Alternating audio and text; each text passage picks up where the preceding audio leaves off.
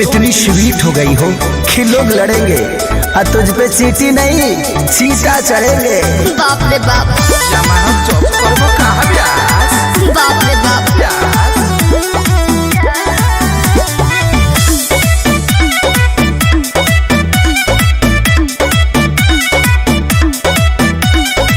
काहे खातिर सुनर बनले भगवान जी, शरणो छटिया देबेले प्राण जी।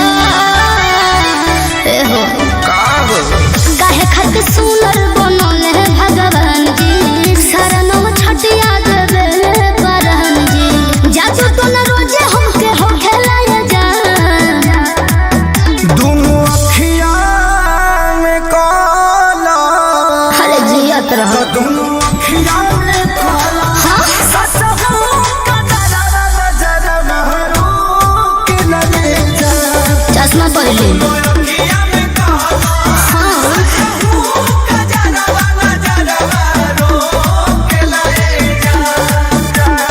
कोरिया धागा के तनो हम गोड़ावा हमें बांधी। मोहब्बत के यादी अरे बहे द मौसम हो।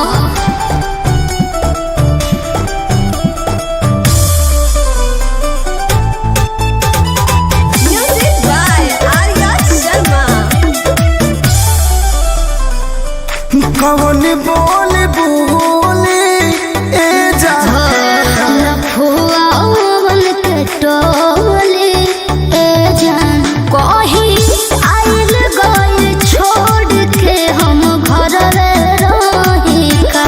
कितना काओ डर डर के जिया बे हमर पगली कहीं का। रहिया चले दोनों गोटो के लाया जान। दोनों अखियां में काला। तो दोनों अखियां में काला। ससुर का जरा नजर महरू के लगे जा। दोनों अखियां में काला। ससुर का जरा नजर महरू के लगे जा। जिया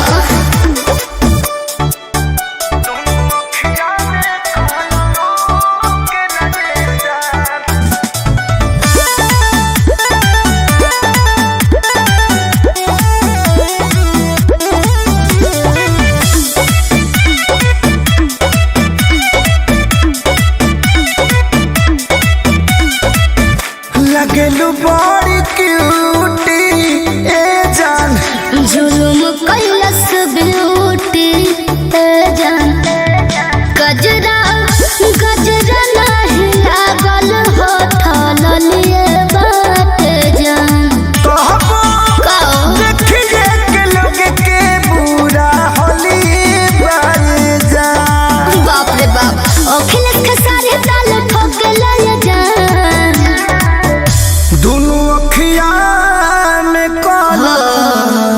हाँ, दोनों अखियां में काला। ससुर का जरा अरे जिया प्यास। की लगे जा। बाप रे बाप, दोनों अखियां में काला। ससुर का जरा नजर महरू के लगे जा। हंसतारू मैं लगन मगन कके ध देलू।